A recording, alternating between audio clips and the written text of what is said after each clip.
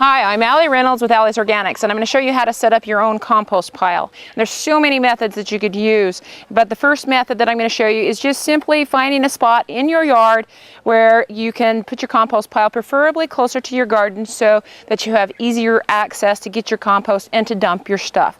Things you're going to want is some grass clippings. You can use leaves. You can use anything that comes from the garden, kitchen stuff. You don't want to use any meat, dairy, bones, grease, anything like that from your house, but stuff from outside, and the smaller the better.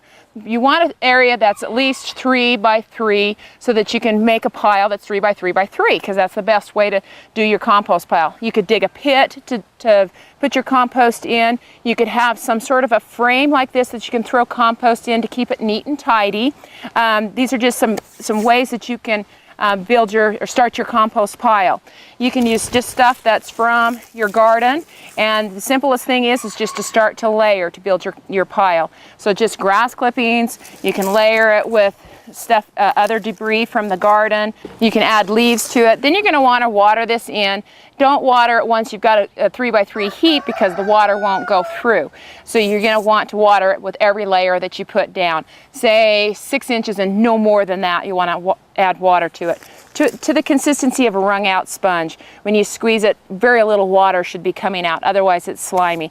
There's another method that you can use to set up your compost bin, and if you want to come take a walk with me, I'll show you another one that we've got set up back here. This is another bin just made out of old timbers. This is probably a 4.5 by 4 area, which is large. You can add a lot of stuff to it. And this is actually the completed side. This side over here is just where I've been dumping compost.